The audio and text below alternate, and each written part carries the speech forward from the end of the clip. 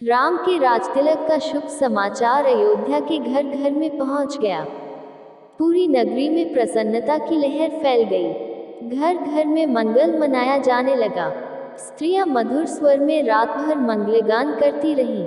सूर्योदय होने पर नगरवासी अपने अपने घरों को ध्वजा, पताका, वंदनार आदि से सजाने लगे। हाट बाजारों को भांति भांति के सुगंधित एवं रंग बिरंगे पुष्पों से सजाया गया।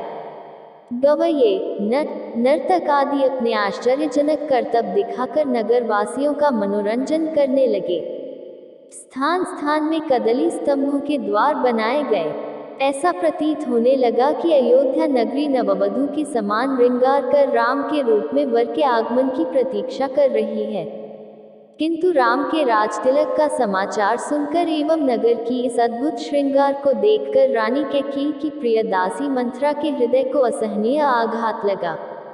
वह सोचने लगी कि यदि कौशल्या का पुत्र राजा बन जाएगा तो कौशल्या को राजमाता का पद प्राप्त हो जाएगा और कौशल्या की स्थिति अन्य रानियों की स्थिति से श्रेष्ठ हो जाएगी। ऐसी स्थिति में उसकी दासियां भी स्वयं को मुझसे श्रेष्ठ समझने लगेंगी। वर्तमान में कैकेयी राजा की सर्वाधिक प्रिय रानी है और इसी कारण से महारानी कैकेयी का ही राजमहल पर शासन चलता है। कैकेयी की दासी होने का श्रेय प्राप्त होने के कारण राजप्रासाद की अन्य दासियां मेरा सम्मान करती हैं। यदि कौशल्या राजमाता बन जाएगी तो मेरा यह स्थान मुझसे छिन जाएगा।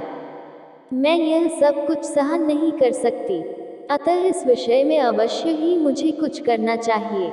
ऐसा विचार करके मंथरा ने अपने प्रासाद में लेटी हुई कैकेयी के पास जाकर कहा, महारानी, आप सो रही हैं। यह समय क्या सोने का है? क्या आपको पता है कि कल राम का युवराज के रूप में अभिषेक होने वाला है? मंथरा के मुख से राम के राजतिलक का समाचार सुनकर कैकेयी को अत्यंत प्रसन्नता हुई। समाचार सुनाने की खुशी में कैकेयी ने मंथरा को पुरस्कार स्वरूप एक बहुमूल्य आभूषण दिया और कहा, मंथरे, तू अत्यंत प्रिय समाचार लेकर आए है। तू तो जानती ही है कि राम मुझे बहुत प्रिय है। इस समाचार को सुनाने के लिए तू यदि और भी जो कुछ मांगेगी तो मैं वह भी तुझे दूंगी। कैकेयी के वचनों को सुनकर मंथरा अत्यंत क्रोधित हो गई। उसका तन बदन जल भून गया। पुरस्कार में दिए गए आभूषण को फेंकते हुए वो बोली, महारानी, आप बहुत नासमझ हैं। स्मरण रखिए कि सौंत का बेटा शत्रु के जैसा होता है। राम का अभिषेक होने पर कौशल्या को राजमाता का पद मिल जाएगा और आपकी पदवी उसकी दासी के जैसी हो जाएगी। आपका पुत्र भरत भी राम का दास हो जाएगा। भरत के दास हो जाने पर आपकी बहू को भी एक दासी की ही पदवी मिलेगी। यह सुनकर कैकेयी ने कहा, मंथरा, राम महाराज के ज्येष्ठ पुत्र हैं और प्रजा में अत्यंत लोकप्रिय हैं। अपने सद्गुणों के कारण वे सभी भाइयों से श्रेष्ठ भी हैं। राम और भरत भी एक दूसरे को भिन्न नहीं मानते क्योंकि उनके बीच अत्यधिक प्रेम है। राम अपने सभी भाइयों को अपने ही समान समझते हैं, इसलिए राम को राज्य मिलना भरत को राज्य मिलने के जैसा ही है। यह सब सुनकर मंथरा और भी दुखी हो गई। वह बोली, किंतु महारानी, आप यह नहीं समझ रही हैं कि राम के बाद राम के पुत्र को ही अयोध्या का राज सिंहासन प्राप्त होगा तथा भरत को राज परंपरा से अलग होना पड़ जाएगा। यह भी हो सकता है कि राज्य मिल जाने पर राम भरत को राज्य से निर्वासित कर दे या यमलोक ही भेज दे। अपने पुत्र के अनिष्ट की आशंका की बात सुनकर कैकेयी का हृदय विचलित हो उठा। उसने मंथरा से पूछा, ऐसी स्थिति में मुझे क्या करना चाहिए? मंथरा ने उत्तर दिया, आपको स्मरण होगा कि एक बार देवासुर संग्राम के समय महाराज दशरथ आपको साथ लेकर युद्ध में इंद्र की सहायता करने के लिए गए थे।